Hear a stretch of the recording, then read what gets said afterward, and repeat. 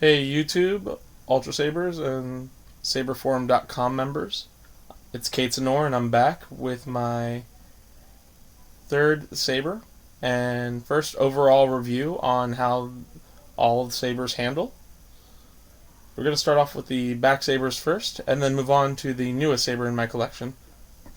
So starting off, we have the Dominic's LEV4. Blazing red with a heavy grade 36-inch blade. Has the windowed emitters, 2 choke points, one here and one here for one or two-handed. You can choke point up at the emitter, which does have a decent feel to it because of the nice curved edge, but you then sacrifice by covering up the windowed emitters, which are very impressive. The choke point right here, this is actually a flat edge versus a slanted edge, which is fine as long as you're not doing too much in spinning.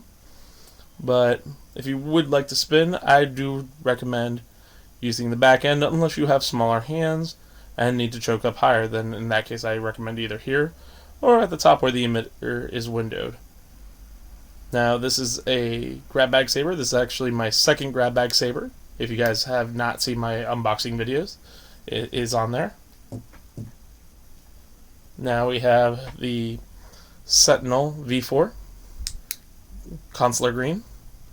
Also a 36-inch blade, except that this is a white polycarbonate or ultra edge blade versus the standard heavy grade.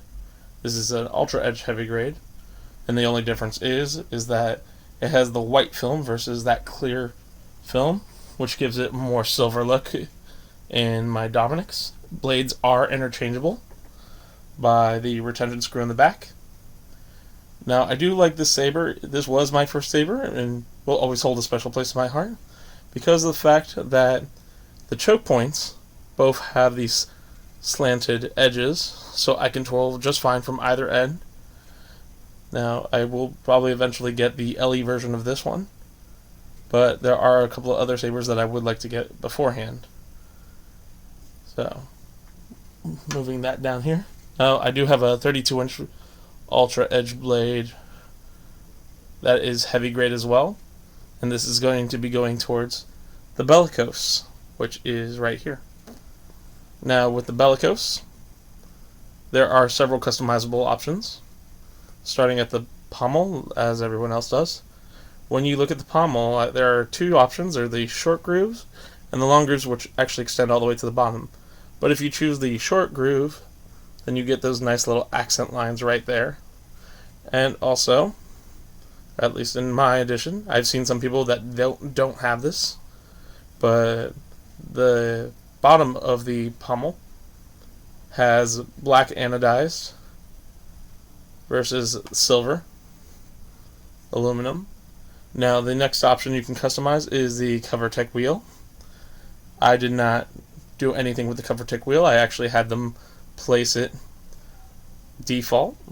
So it comes in black and it sits, if you use this as the front, this is the left, that's the right, just like a human body.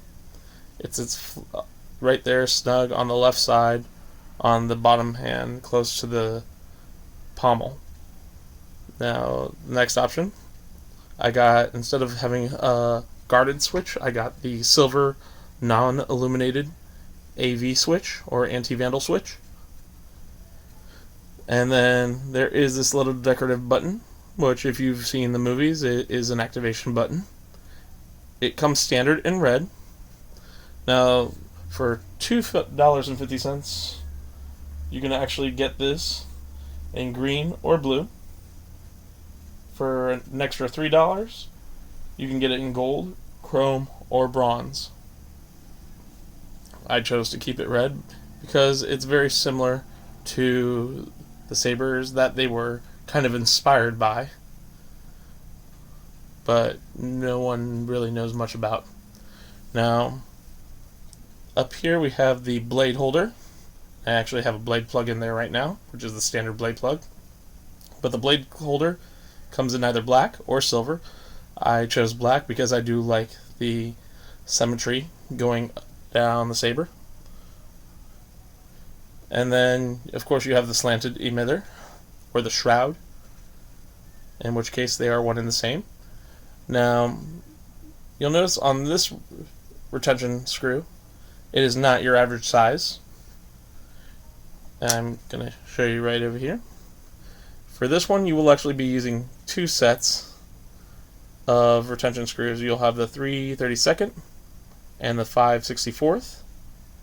The 5/64, everybody knows, if you've had an Ultrasaber, is the main one that you're going to be using for your retention screws. Now, because the Bellicose does have a blade holder, that's where that comes into play, the 3/32. And then when you take the blade holder out, that's where you'll get the 5/64, which is that smaller one. Now, I got this with the Obsidian V4 soundboard, and before I turn that on, I just wanted to let you know, if you get the Obsidian V4 soundboard, you will actually have 8 different options that you can customize. You have the default Obsidian sound font, you have the Black Star sound font, the Sith sound font, Ancient Saber sound font, Episode 1, 2, and 6 sound fonts, and then silent for those times where you just need to not make so much noise, because these sabers are loud. And this will come with it to kind of give you an introduction on how you can program the different and cycle through the different sound fonts. And at saberforum.com there will be a launcher that you can download for free, and that way you can change the parameters of the sound fonts and change the sensitivity. I haven't gotten a chance to do this yet, but I will after we finish this video. So, at last, I got this in Artic Blue because that's the saber color that kind of stands out for me, other than Sunrider's Destiny or Sentinel Yellow, which is probably going to be my next one. And right now I have it set to the Obsidian soundboard. I'm not going to turn it too much because I know how it blinds people, but that is the standard blade plug right there versus the X blade plugs that I got with those, with my Dominics.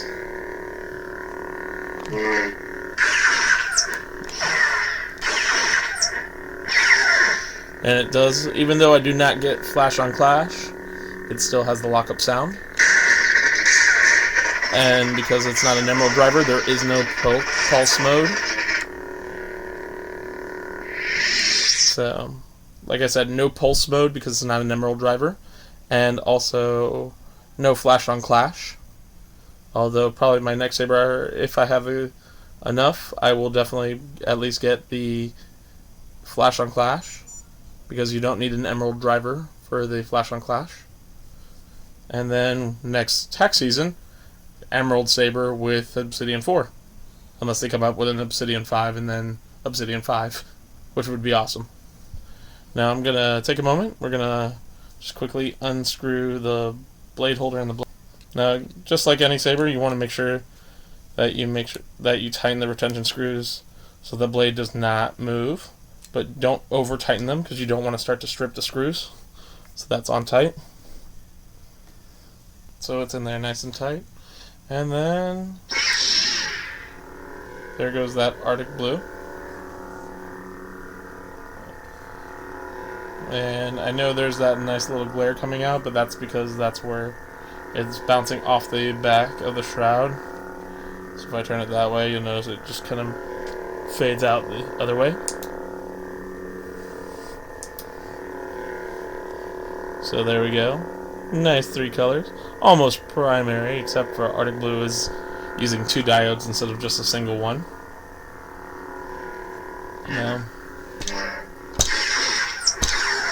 you notice that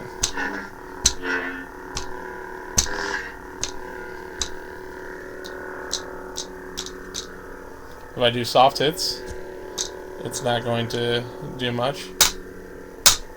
But if I do a harder hit, that we will get that little blade clash. And again, the lockup sound.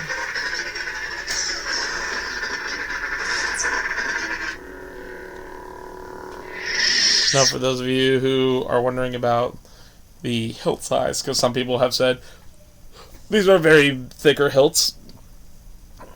Just to give you an idea, my hands, I'm 5'9", 5'10". My hand completely wraps around the Sentinel and completely around the Dominic's. Coming to here, it does wrap around, not so much as much, and I'll use my thumb and middle finger as kind of a comparison. Just gets over my thumbnail, so it is a bit thicker. So if you do have small hands, I wouldn't necessarily recommend this saber for you, but there are other sabers like the Sentinel or the Dominic's, and again, a lot of other sabers that are smaller in thickness. Now, I find that some people say that they have to wield this dual-handed, but because I got the 36 or 32-inch blade, and I will probably switch out for a 36-inch to see if there's a major difference or not. I find that I can wield it fine single-handedly, either up here or down here. If I do wield two-handedly, I will, because I'm right-handed, make sure that the cover tick wheel is pointed up towards my right arm, so that way I can grip here without having to grip on that wheel and be slightly uncomfortable. But that is something to note, that if you are right-handed and you usually want to place your dominant hand towards the top, that you want the cover tick wheel on the opposite side. So just make sure that when you do order a saber with the cover tick wheel, that you place it on the opposites, on the same side as your dominant hand, and that way, or opposite side of your dominant hand, which would be the left side, not the right side. Now, I do like this saber a lot. It's thicker, so that means it feels a little bit more solid in my hands versus something that anytime I grip it, I'm just gonna feel like I'm gonna break it, even though they won't break. I've dropped this on the concrete, and the batteries popped out while inside the case, but I just pushed them back in and tied the Velcro strap tighter. One last thing. If we go down to the pommel, just like all Ultrasabers, drop the pommel out. This is where you're going to find the 2 lithium-ion battery setup with the Obsidian soundboard. Now you don't want to pull this too far out because it's not going to come any further than that. And then there's the little mini USB port where you're going to plug it into your computer. And the speaker sits flush right there on the bottom. Now, just put that back in there.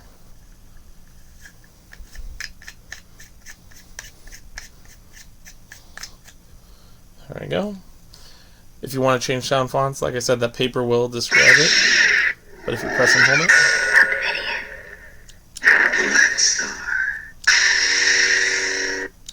Ancient Saber. Episode 1. Episode 2. Episode 6. that beep was for silent. So if I confirm by holding down, you see?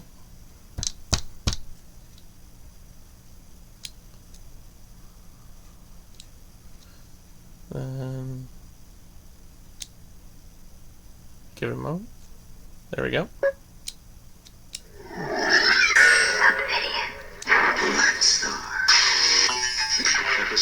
Episode 6.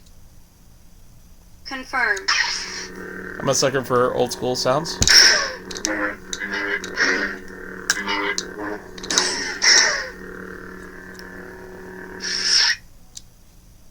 And that is my review. Now, the one thing, just like all Ultrasabers, that the battery pack does, even though there is a speaker attached to the Bellicose, it does move around a bit. But again, easily fixable if you attach